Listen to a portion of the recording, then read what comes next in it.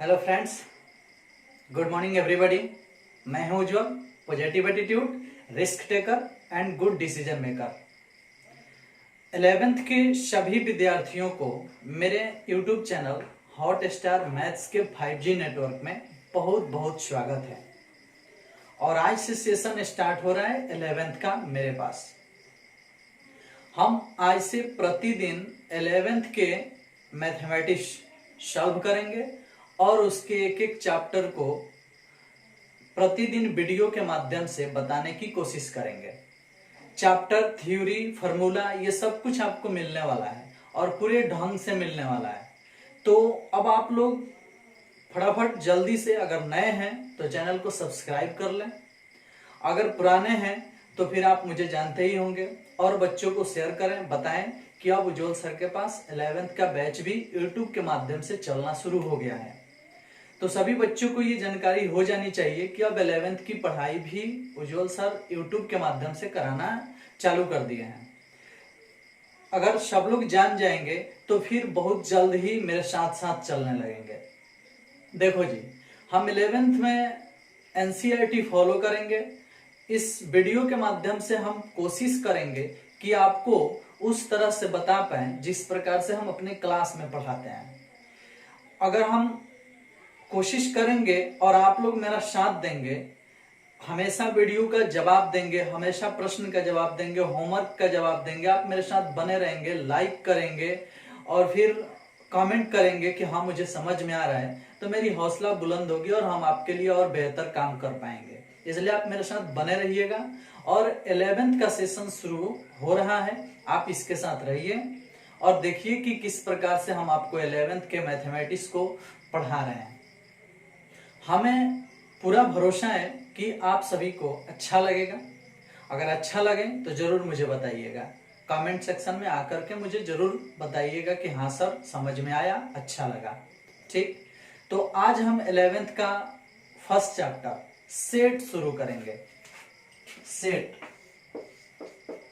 जिसका हिंदी होता है समुच्चय।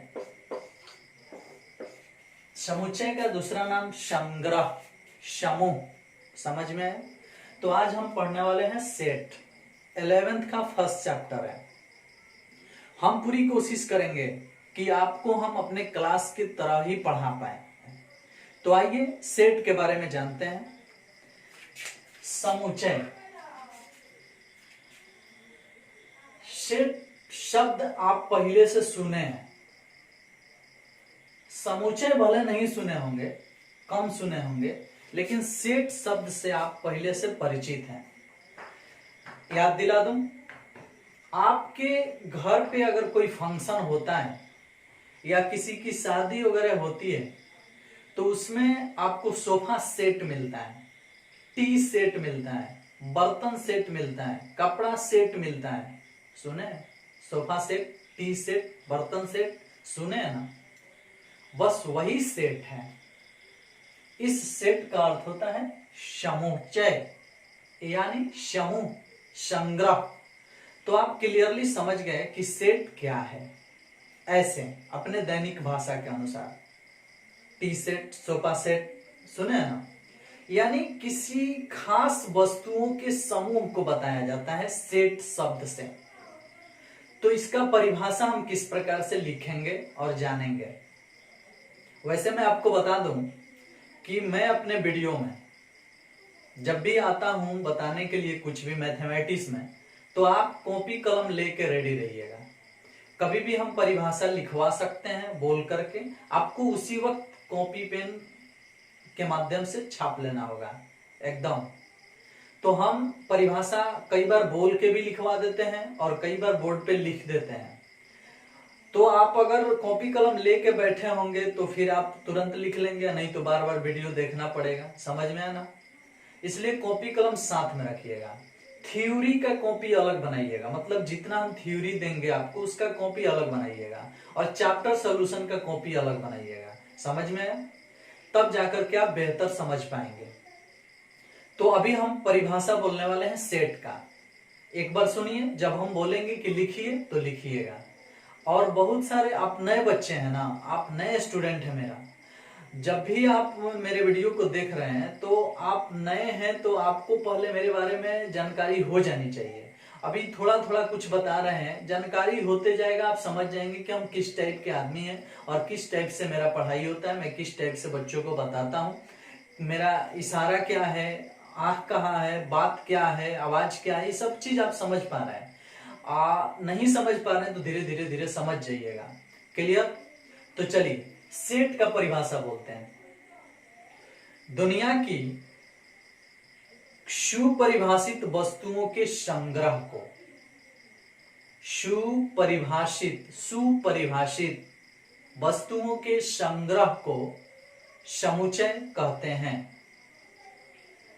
मतलब कोई भी चीज है, अगर उसका एक समूह बनाया जाए और वह अच्छा से परिभाषित हो, अच्छा से परिभाषित होने का अर्थ है कि जो मैं परिभाषा बोलूं उसका, चाहे जो कुछ भी बोल रहा हूं उस बात को हम भी समझे, कोई और भी समझे, विदेश के लोग भी समझे या अपने देश के भी लोग समझे, कहीं के भी लोगों के लिए वही चीज लागू हो। समझ में आया? उसे ही हम सुपरिभाषित बोलते हैं। जैसे अगर हम बोल रहे हैं कि सम संख्याओं का समुच्चय, तो सम संख्या यही ना होता है, 2 4 6 8 डैश डैश, ये होता है ना। इसको मझले कोष्ठ के अंदर लिखते हैं। जो भी हम लोग समुच्चय में वस्तु रखते हैं उसे कोमा दे दे करके मझले कोष्ठक के अंदर लिखा जाता है। समझ में है ना? तो है जो 2 4 6 8 जो दिखाई पड़ रहा है, ये एक सम संख्या का समुच्चय है। अब अगर मेरे लिए ये सम संख्या का समुच्चय है तो आपके लिए भी है और किसी अन्य के लिए भी है। ये इस देश में हो चाहे किसी अन्य देश में हो, सभी जगह यह इवन नंबर ही कहलाएगा, ये सम संख्या ही कहलाएगा। समझ में आया? और ये उसका समुच्चय ही कहलाएगा। तो ये एक सुपरिभाषित संग्रह है। तो दुनिया के सुपरिभाषित वस्तुओं के संग्रह को, समझ में आया, क्या कहते हैं? समुच्चय कहते हैं। इसमें और चीज भी ले सकते हैं, जैसे इसमें अगर हम चाहें तो लिख सकते हैं 11th के सभी पाठ्यक्रमों का समुच्चय, यानी उसमें कितने बुक पढ़ना है उसका समुच्चय, फिजिक्स, केमिस्ट्री, बायो, मैथ्स, उसका समुच्चय। तो अगर मैं बोल रहा हूं कि ये एक पाठ्यक्रम है तो है, मेरे लिए भी है और किसी अन्य के लिए भी है। अगर हम इसमें लिख दें कि वर्ष के सभी महीनों का संग्रह, वर्ष के सभी महीनों का संग्रह, जनवरी, फरवरी, मार्च, अप्रैल, मई, तो अगर वो मेरे लिए है तो सबके लिए है। दैट मीन्स ये एक समुच्चय है। समझ में आया? तो आप समुच्चय, हम जितना बोल रहे हो तो समझ में आ रहा है कि समुच्चय है।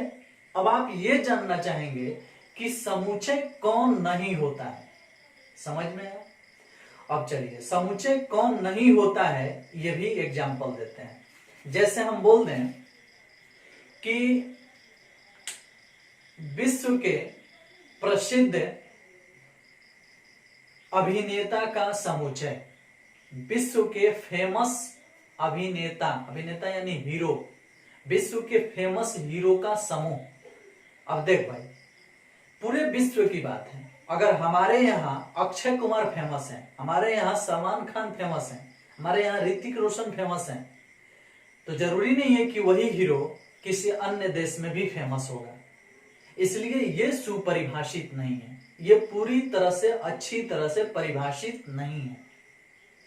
विश्व के खतरनाक जानवरों का समुच्चय, ये समुच्चय नहीं है, क्योंकि पूरे विश्व में कोई कोई ऐसे जानवर होते हैं जो मेरे यहाँ खतरनाक है लेकिन किसी अन्य के यहाँ उसे काट कर खाया जाता है। जैसे सांप, चाइना वाले सांप खाते हैं और हमारे यहाँ सांप खतरनाक है। तो ये पूर्णतः परिभाषित नहीं है। समझ में आया ना? तो कुछ ऐसे शब्द होते हैं, कुछ ऐसे समूह होते हैं जिस पर अगर गौर किया जाए तो समझ में आ जाएगा कि यह सेट है या नहीं है। तो हमें ऐसा लग रहा है कि आप सेट को पूरा अच्छी तरह से समझ चुके हैं। सेट दुनिया के सुपरिभाषित वस्तुओं के संग्रह को सेट कहते हैं। हमारे गणित में इस सब चीज पढ़ना है, यानी दुनिया के वस्तु को भी पढ़ना है और दुनिया के नंबर्स संख्या को भी पढ़ना है। समझ में आया ना? हर एक चीज को, जो कुछ भी आप सुनते हैं, जो भी नाम सुनते हैं, जो भी शब्द, मतलब जो कुछ भी आप दुनिया में देखते हैं, ऑब्जेक्ट, वस्तु, किसी भी चीज का हम संग्रह कर सकते हैं कॉपी पे, बोर्ड पे। अब हम यहाँ लिख देते हैं चप्पल जूता का समूह, चाहे लिख देते हैं कि रेड चप्पल, ब्लैक चप्पल, ब्लू चप्पल, ऐसे लिख देते हैं, तो क्या हम चप्पल यहाँ रखेंगे तभी आप समझेंगे? ऐसा नहीं है। कलमों का समूह, तो क्या कलम यहाँ ला के रखेंगे तभी आप समझेंगे? ऐसा नहीं है। हमारे देश के प्रसिद्ध हीरो का समूह, तो प्रसिद्ध हीरो को पकड़ पकड़ के यहाँ खड़ा करेंगे तभी आप समझेंगे? ऐसा नहीं है। उसका नाम लिख दिया जाएगा, उसको किसी सांकेतिक भाषा से समझ लिया जाएगा। ये सेट का कॉपी पर पढ़ने का तरीका है। समझ में आया ना? तो सेट क्लियर हुआ आपको? दुनिया के सुपरिभाषित वस्तुओं के संग्रह को सेट कहा जाता है। इनके सदस्यों को, जिसे हम लोग एलिमेंट बोलते हैं, एलिमेंट हिंदी में सदस्य, संकेतिक चिन्ह इस तरह से कर दिया जाए तो कहा जाएगा कि ये एलिमेंट होने को दर्शाता है। समझ में आया? एलिमेंट होने को ये दर्शाता है। इसको लिख के काट दिया जाए तो इसको कहा जाता है कि ये एलिमेंट नहीं है, यानी सदस्य नहीं है, मेंबर। समझ में आया ना? तो संग्रह के सदस्यों को मझले कोष्ठ के अंदर कॉमा दे देकर लिखा जाता है और इसे अंग्रेजी वर्णमाला के बड़े अक्षर ABCD से सूचित किया जाता है। समझ में आया? मतलब हम दुनिया के किसी भी वस्तुओं का अगर संग्रह करते हैं तो उसे कहाँ लिखते हैं अपने कॉपी पर? तो मझले कोष्ठ के अंदर कोमा दे दे के लिखा जाता है। उसके बाद उसे अंग्रेजी वर्णमाला के बड़े अक्षर ABCD से सूचित किया जाता है। ध्यान रखना, हमेशा आपको बड़ा कोष्ठ छोटा कोष्ठ नहीं देना है। मझले कोष्ठ की बात कर रहे हैं, मझला कोष्ठ देख लीजिए ऐसा होता है। मझले कोष्ठक के अंदर ही रखना है और ABCD से ही सूचित करना है। समझ में आया? बड़े अक्षर से। ऐसा हमारे पूर्वज कर चुके हैं, इसमें कुछ खास रीजन नहीं है। अब ये क्वेश्चन मत पूछना कि क्यों सर मझले कोष्ठ से ही क्यों सूचित किया जाएगा, ये ऐसा बात नहीं है। तब तो हम भी आपको पागल कर देंगे कि दू को दू ऐसा क्यों लिखते हैं, इसको तीन का नहीं पढ़ लेते हैं। तो ये सब फालतू क्वेश्चन है, ऐसा क्वेश्चन मत लाना अपने माइंड में। चलो, तो हम बोल दिए आपको कि वस्तुओं को या सदस्यों को मझले कोष्ठ के अंदर कोमा दे दे के लिखा जाता है और इसे बड़े अक्षर, अंग्रेजी वर्णमाला के बड़े अक्षर ABCD से सूचित किया जाता है। इसके सदस्यों को इंग्लिश में एलिमेंट बोलते हैं और इसका सांकेतिक चिन्ह यही है। अगर ऐसा लिखा है कहीं, अगर ऐसा लिखा है कहीं तो हम समझ रहे हैं कि एलिमेंट होने को दर्शा रहा है। अगर लिख करके काट दिया गया है तो हम समझ रहे हैं कि एलिमेंट नहीं होने को दर्शा रहा है। जैसे अगर कहीं लिखा है, जैसे दू है, चार है, छह है, तो दू, चार, छह किसका एलिमेंट है? ए का, समुच्चय ए का। हम पूछेंगे कि क्या दू एलिमेंट है ए का? तो हाँ है। लेकिन पूछेंगे क्या तीन एलिमेंट है ए का? तो नहीं है। तो ये कब सत्य होगा? जब ऐसे काट देंगे। अब जब काट दिए तो ये भी सही हो गया, क्योंकि तीन रियल में ए में नहीं है। समझ में आया? लेकिन दू ए में है, तो हई होने को दर्शा रहा है और हई नहीं होने को दर्शा रहा है। समझ में आया? तो इस प्रकार से एलिमेंट का सांकेतिक चिन्ह ये दिया जाता है, सदस्यों को मझले कोष्ठ के अंदर लिखा जाता है। समझ में आया ना? तो हमें उम्मीद है कि आप बहुत अच्छा से सेट के परिभाषा समझ गए होंगे और उसको किस प्रकार सजाया जाता है ये भी समझ गए होंगे। क्लियरली आपको कोई दिक्कत नहीं हुई होगी। समझ में आया ना? तो अगर ये बात आप क्लियर समझ गए हैं तो नोट कीजिए, लिखिए सेट और समुच्चय लिख के डैश दीजिए और बोल रहे हैं वो लिखिए। सेट यानी समुच्चय लिख के डैश दीजिए, बोल रहे हैं लिखिए। दुनिया के सुपरिभाषित वस्तुओं के संग्रह को, दुनिया के सुपरिभाषित वस्तुओं के संग्रह को समुच्चय कहा जाता है। समुच्चय कहा जाता है। इसे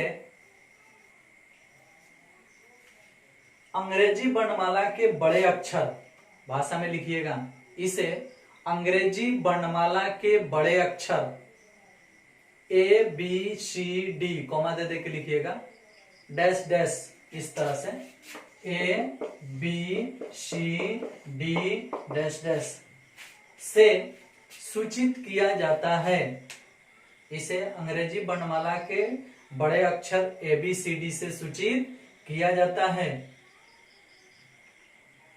इनके सदस्यों को मझले कोष्ठ के अंदर लिखा जाता है। इनके सदस्यों को मझले कोष्ठ के अंदर लिखा जाता है। इनके सदस्यों को मझले कोष्ठ के अंदर लिखा जाता है।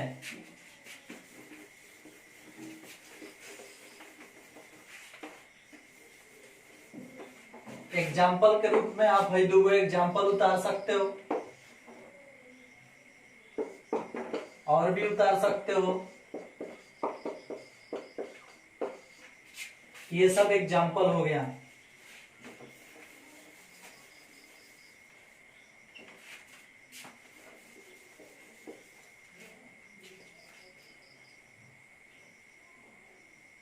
ऐसे भी एग्जाम्पल हो सकता है, एक्स सच दैट एक्स एक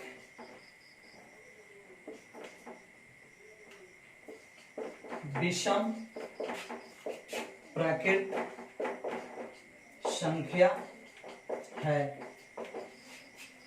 देख लो,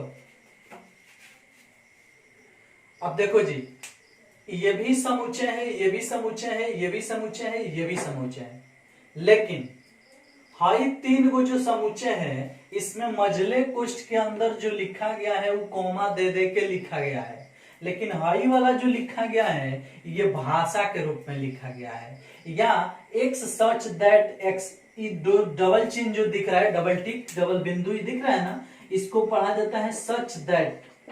सच दैट, सच दैट यानी ऐसा है कि, एक्स ऐसा है कि एक्स एक विषम प्राकृत संख्या है। समझ में आया? तो इस डबल जो चिन्ह दिख रहा है ना, डबल बिंदु, इसको हम बोलते हैं सच दैट इंग्लिश में, और हिंदी में बोलते हैं ऐसा है कि। तो इसको पढ़ेंगे कैसे? तो D equal to x such that x एक विषम प्राकृत संख्या है। दैट मीन्स इसमें वैसे संख्या को लिखना है जो विषम संख्या हो, 1 3 5 7 9 डैश डैश डैश। समझ में आया ना?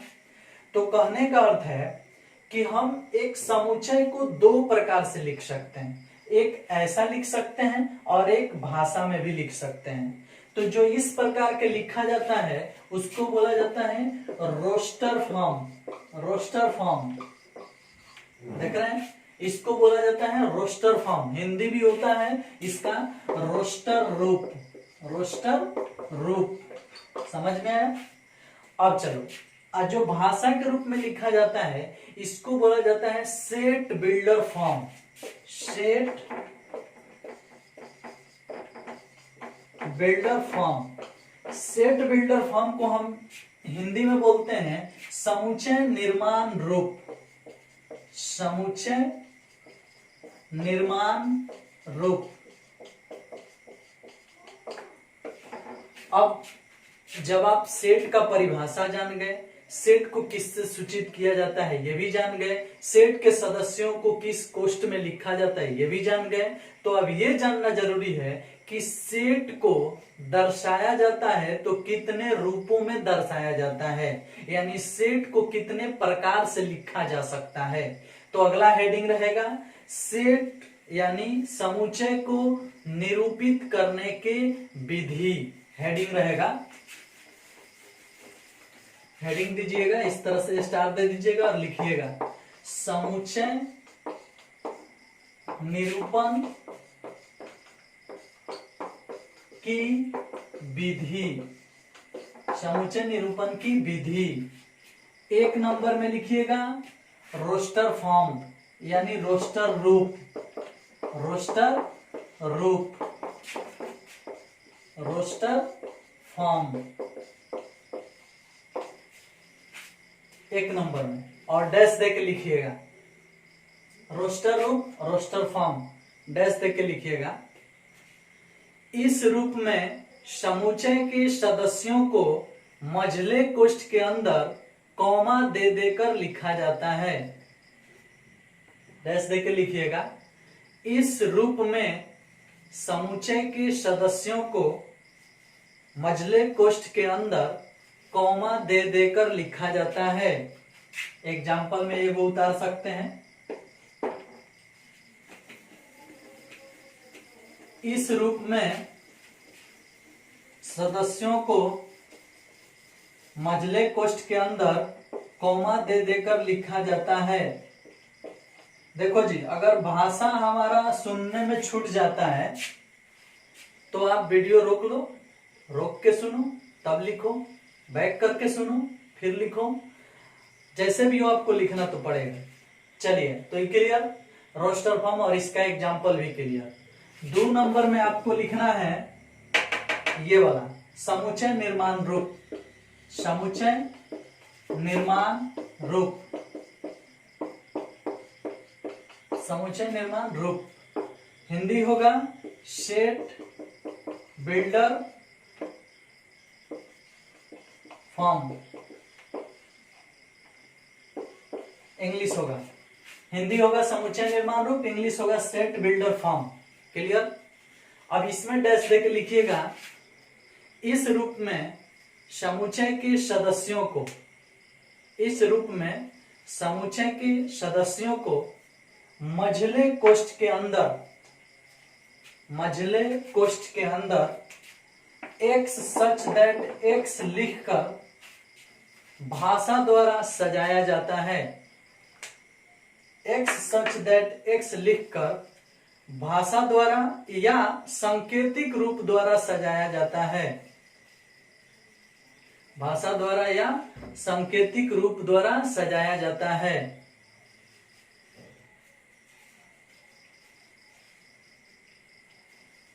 क्लियर। इसके लिए एग्जाम्पल यहां सामने है, देख सकते हैं, उतार सकते हैं example. x such that a equal to x such that x एक विषम प्राकृत संख्या है। और भी एग्जाम्पल हो सकता है, x सच दैट x एक स्वर है। अब स्वर अंग्रेजी वर्ण वाला में वॉवेल भी बोल सकते हैं, तो वॉवेल मतलब ए ई आई ओ यू हो जाएगा। तो ये क्लियर हो गया, x सच दैट x एक स्वरों का संग्रह है। चलिए, तो इस प्रकार से आप जान गए कि समुच्चय को लिखने के 2 विधि हैं। एक है कौन, रोस्टर रूप, और एक है कौन, समुच्चय निर्माण रूप। दोनों को आप समझ गए, ठीक। चलिए, आप लोग अभी नए हैं, जिसके कारण मैं आपको इससे ज्यादा नहीं देने वाला हूं एक वीडियो में, ये काफी है आपके लिए। और हमें उम्मीद है कि आपको मेरा पहला क्लास, फर्स्ट 11th का फर्स्ट क्लास आपको बहुत अच्छा लगा होगा। यदि अच्छा लगा है तो लाइक कर दीजिए, नए हैं तो सब्सक्राइब कर लीजिए। 11th का और वीडियो देखने के लिए बने रहिए मेरे साथ। पार्ट 1, पार्ट 2, पार्ट 3 करके आपको मिलेगा, और भी जानकारी आपको देने की कोशिश करेंगे। 12th का बैच इसी चैनल पर 12th का वीडियो आता है जो 12th वालों के लिए है, और 11th का वीडियो आता है वो 11th के लिए है। वैसे ये सेट चैप्टर या इसके आगे वाला चैप्टर रिलेशन फंक्शन, ये सब चैप्टर 12th के लिए भी इंपॉर्टेंट है, यानी 12th के लोग भी इसे देख सकते हैं, पढ़ सकते हैं, बहुत जरूरी है। समझ में आया? तो हमें पूरा भरोसा है कि आपको मेरा 11th का फर्स्ट क्लास बहुत अच्छा लगा होगा। अच्छा लगा है तो कमेंट सेक्शन में जाइए और मुझे बताइए कि हाँ अच्छा लगा है। आप लोगों के लिए और भी कोशिश करेंगे कि हम अपने क्लास की तरह पढ़ाने का, माने क्लास की तरह देने का पूरा प्रयास करें। मेरा भरपूर कोशिश रहेगा। आपको कैसा लगता है मुझे जरूर बताइएगा। तब तक के लिए इस वीडियो में सिर्फ इतना ही। Thank you, bye bye.